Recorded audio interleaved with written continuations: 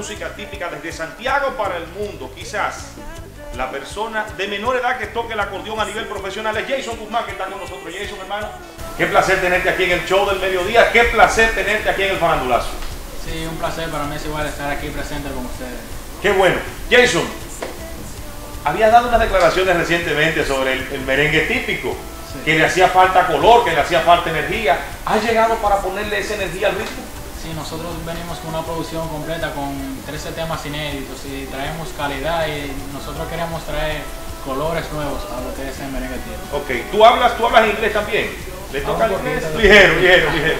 Dentro de esa gama de lo que es el merengue típico, ¿qué estás dispuesto a hacer para colocarte en el gusto de la gente? Tienes un nuevo video, un nuevo trabajo audiovisual, además de otras cosas que están encaminando para lograr un nivel de proyección aceptable dentro de los medios de comunicación. Sí, nosotros queremos traer lo que son combinaciones de diferentes géneros de música a lo que es el merengue típico, para traer novedad.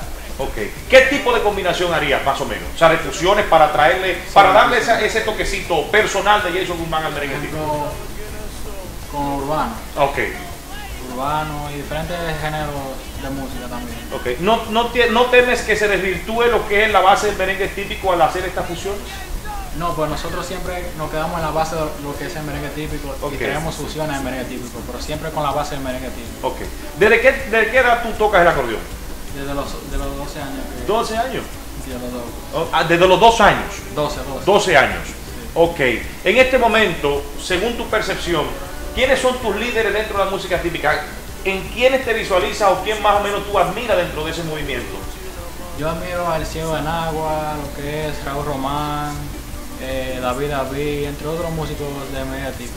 ¿Quién compone tus temas? Nosotros tenemos varios compositores en lo que es nuestro proyecto. Está Pedro Luis Rodríguez, Paco, está Félix Anthony, que es la voz principal de mi equipo, está mi padre Aureliano Guzmán. Sí, este es un talento de República Dominicana que se proyecta hacia el mundo y que viene y está comprometido a hacer de la música típica una música exportable más allá de los mercados a donde ha llegado. Continúe con el Farandulazo.